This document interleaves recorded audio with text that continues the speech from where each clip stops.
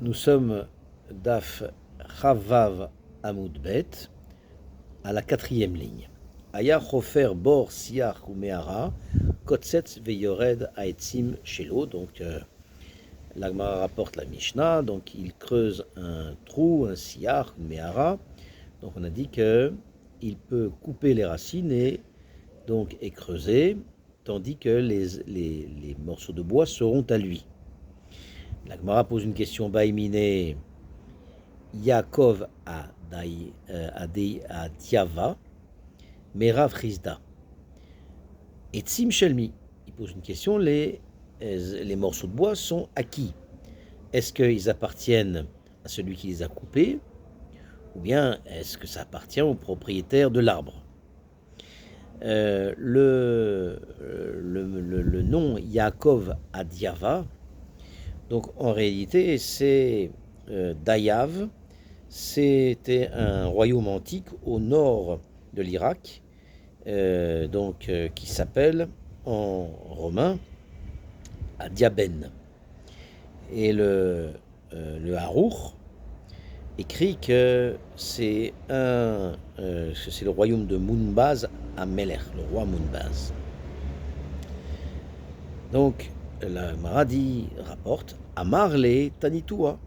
Alors, Rav Chizda dit à Yaakov à Daïva, écoutez, on a un enseignement pour répondre à ça.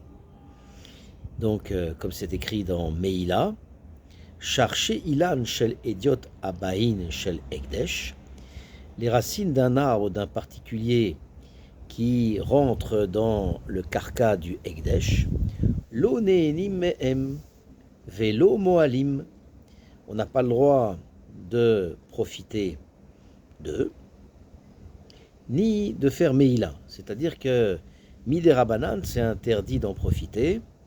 Cependant, celui qui en profite, il n'est pas ouvert à un issour de Meila, il n'est pas chayav de Chomesh et Hacham. Et donc de cet enseignement, on prouve que les racines d'un arbre d'un particulier qui rentre dans le carca du Ekdesh, alors ne sont pas kadosh.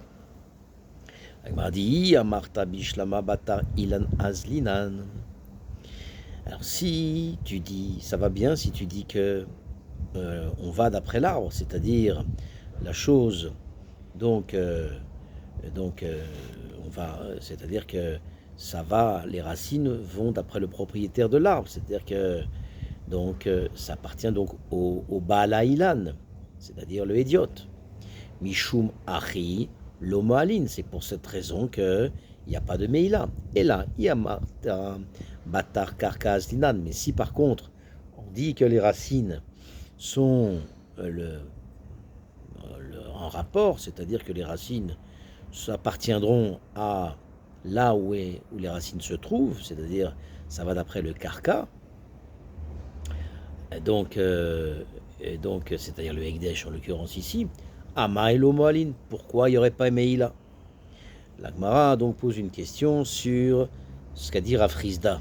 Et là, Maï Batar Ilan Azlinan, donc quelle est ta conclusion?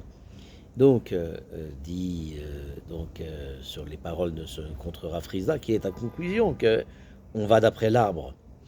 Donc, Ema Sefa. Si c'est comme ça, lisons la Sefa. La Sefa dit Shel Ekdesh Abain Be Shel Ediot Lo Ne'enim Velo Moalim. Vei Batar Ilan Azlinan Ama Elo Moalim. Donc, c'est-à-dire qu'on a dit Be Shel Ekdesh Abain, donc les racines qui rentrent dans le carca, qui sont donc les racines d'un arbre Ekdesh, qui rentrent dans le carca d'un particulier, il n'aura pas le droit de profiter et il n'y aura pas de Meila, c'est-à-dire que Midé Rabanan, c'est interdit d'en profiter. Cependant, celui qui en profite, il n'a pas fait Meila. Et si Vei Batar Ilan Azlinan, et si on dit que ça va d'après l'arbre, les racines vont d'après l'arbre, alors à Maïmoaline, pourquoi il n'y aurait pas de Meila? Donc ça appartient au Ekdesh. Alors la Gemara conclut la question contre Rav Chizda. Midei Iria. chez Begedolim, Abaim, Leachar, Mikan, Askinan, Vekasavar, Meila, Begidulin. Donc, est-ce que c'est une preuve? Voici que, d'ici, on a un klal, une preuve que si on va d'après l'arbre, ou on a une preuve, est-ce que ça va d'après l'arbre, ou bien d'après le karka? Pourquoi? Parce que les guidoulim qui viennent après, et on parle des guidoulim qui viennent en réalité après. C'est-à-dire la Mishnah, elle parle des racines qui ont poussé après que l'arbre était rendu Ekdesh, et Vekasavar, En Meila Begidulin. Et le Tana de la Mishnah, il va penser qu'il n'y a pas de Meila des pousses de Kodesh, même si ils appartiennent au Kodesh, et il se trouve que ce soit pour ce qui est des racines qui appartiennent à un particulier, ou bien des racines qui appartiennent au Ekdesh, donc il n'y aura jamais Meila. Et ça ne donne pas, ici, on ne peut pas résoudre ici le safek de Yaakov Adaïva. Autre pirouche de la Mishnah, Ravina Amar Lokasha. Ravina dit, il n'y a pas de problème, c'est-à-dire la stira entre la Recha et la Sefa n'est pas une difficulté. Kan, Betor Shesh Esre, Ama, Kan, Chutz Leshesh Esre Ama. C'est-à-dire que ici dans la Recha, où on dit que les racines de l'arbre d'un particulier qui viennent dans celui du terrain du Ekdesh, où on enseignait qu'on va d'après l'arbre, on parle des racines qui se trouvent dans les 16 amotes de l'arbre, et du fait que ils puisent, les racines de l'arbre puisent à ce niveau-là, et et c'est nécessaire pour l'arbre, alors ils sont considérés comme le gouffre, comme le tronc de l'arbre, et ça appartient au propriétaire de l'arbre. Et Kan, tandis que dans la Sefa, où il est écrit que les racines de l'arbre du Ekdesh viennent du particulier, on enseignait qu'on va d'après le Karka, on parle des racines qui s'étendent au-delà de 16 amotes de l'arbre, et du fait qu'ils ne puissent pas, ces racines au-delà de 16 amotes, ne puissent plus de là où ils se trouvent, alors c'est considéré, ne sont pas considérées ces racines comme, on va dire, appartenant au tronc de l'arbre, appartenant à l'arbre lui-même, et ça appartient donc au propriétaire du karka. Maintenant, la Gemara, elle va présenter une halakha qui, selon Ravina. Amar Oula dit, Ilana Samour les Metzar Betor Shesh Esre Ama, Gazlan ou ve en mevi'im memeno bikurim. Oula dit que un arbre qui est proche de la limite dans les 16 amotes, alors c'est considéré comme un voleur. Pourquoi? Parce que les racines de l'arbre puisent, donc, comme on a dit, jusqu'à 16 amotes du tronc. Donc, et ils puisent dans le champ de l'autre. Et on n'amènera pas, eu égard à ce vol, on n'amènera pas de bikurim, pas besoin d'amener donc les premiers fruits donc au Beth Amikdash. La Gemara pose une question, Mena leleoula, d'où oula c'est une telle chose.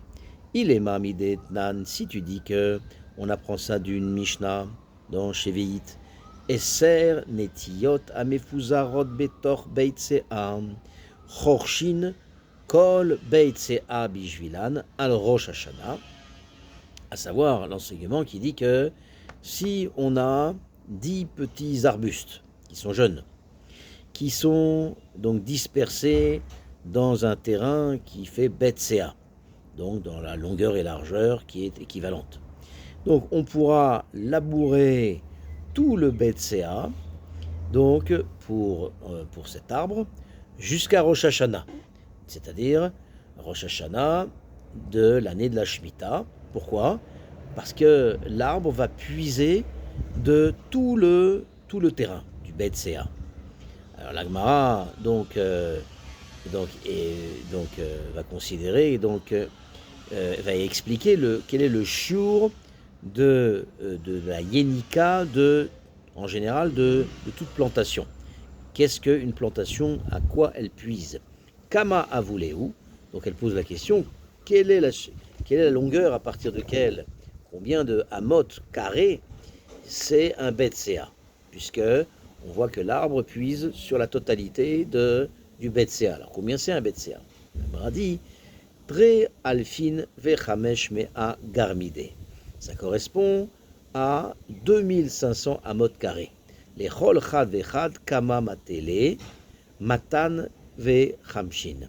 Ça correspond donc chacun, c'est-à-dire et combien ça fait pour chacune des arbres, combien ça fait, enfin des arbustes, ça représente donc puisqu'il y a 2500 amot carrés, donc il y a 10 arbres, donc chacun aura 250 amot carrés. Alors, la Gemara pose une question.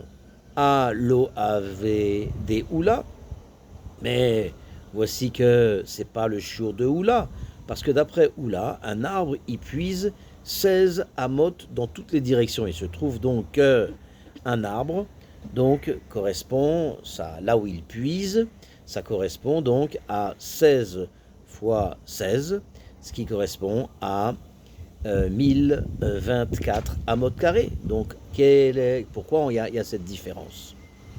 Alors, la Gemara va trouver le mécor de Oula, va chercher le mécor de Oula. Et là, midetnan. Donc, en réalité, Oula, il apprend ça d'une Mishnah qu'on a enseigné dans Shevi'it, dans le Perek Aleph. Shlosha ilanot shel shlosha bene adam are ilun mitztarfim ve chorshin kol beit sea bishvilan.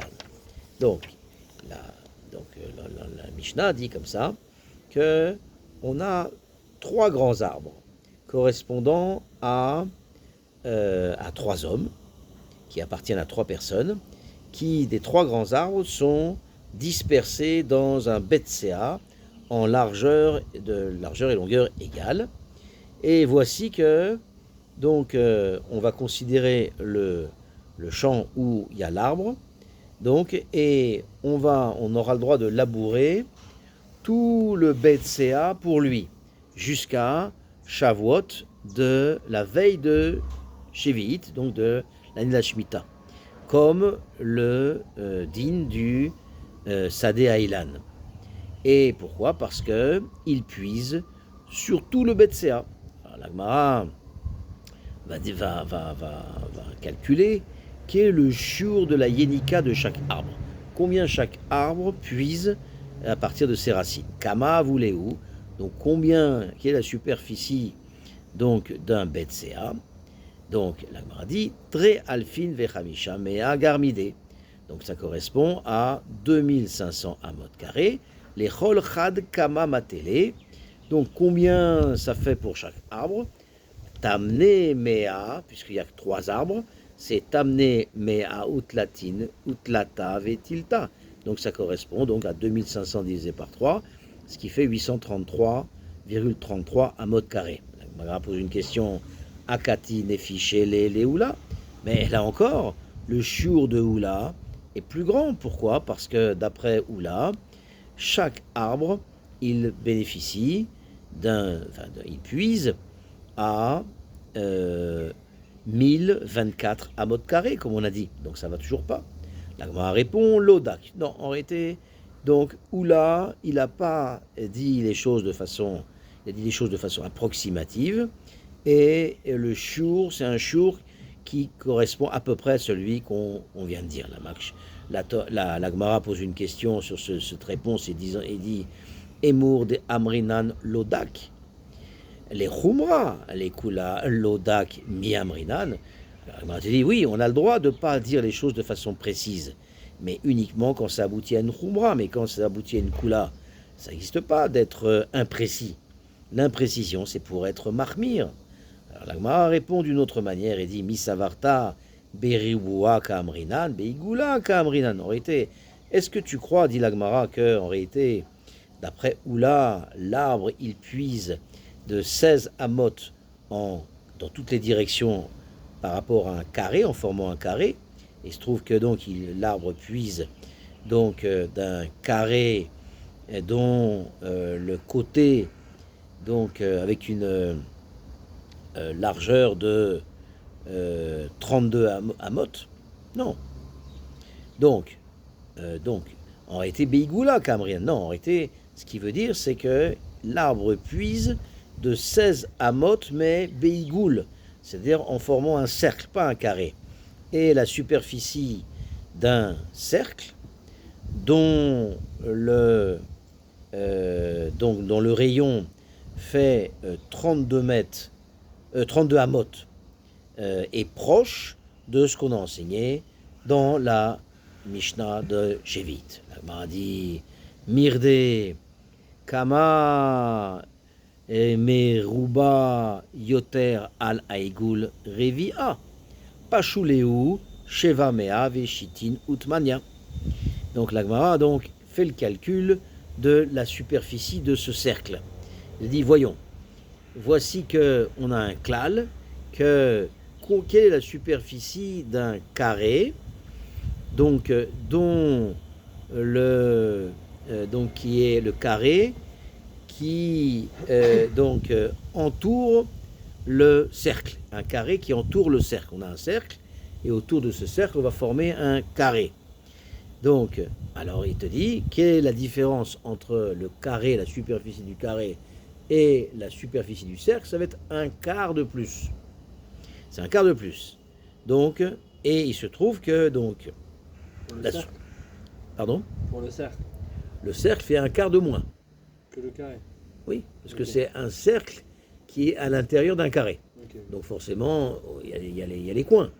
Donc chaque coin, il y a 4 coins en plus. Donc ça va former un quart de plus que le cercle.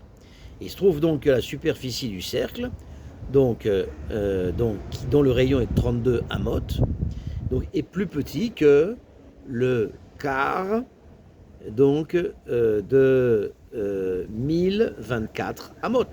Donc on fait 1024 amot moins un quart, et ça correspond à une superficie de un quart de moins.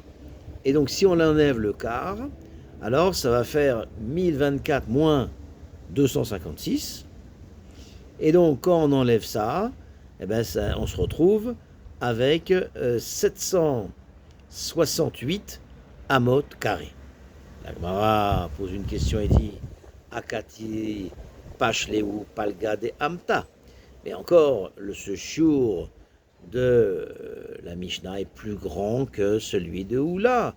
Alors pas beaucoup, une demi-ama. Parce que d'après la Mishnah, la superficie d'un cercle dont l'arbre puise, c'est 8 amot de 833 amot un tiers. Et il se trouve que ce cercle-là, qui est ce cercle qui est donc le centre du carré, donc qui est l'endroit de l'arbre, a une circonférence telle que il y a 16 amot et demi, et donc il y a une demi-ama en plus dans le shiur de Oula. Alors la Gemara répond Aïnou Lodak. Là, faut pas exagérer. Donc le fait que Oula a dit un peu légèrement différemment, ça c'est, on peut dire, Lodak. C'est imprécis, c'est pas précis exactement, parce que la Mishnah, donc dans la Mishnah, tout arbre qui est planté dans les 16 amot et demi depuis la limite, c'est Patour de Bikurim, mais Oula, lui, n'a cité le shiur que de 16 amot, et parce que les Khumra Lodak, pour la Khumra, même dans ça, on peut ne pas être précis. Pourquoi? Parce que, même ça, parce que c'est vraiment très, très petit comme différence, et il se trouve que donc la source de Oula, que de la Mishnah de Shevit, donc on l'a trouvé, Cependant, il n'est pas dak exactement, mais il a cité un shiur, donc, qui est très en rapport, très proche du véritable shiur.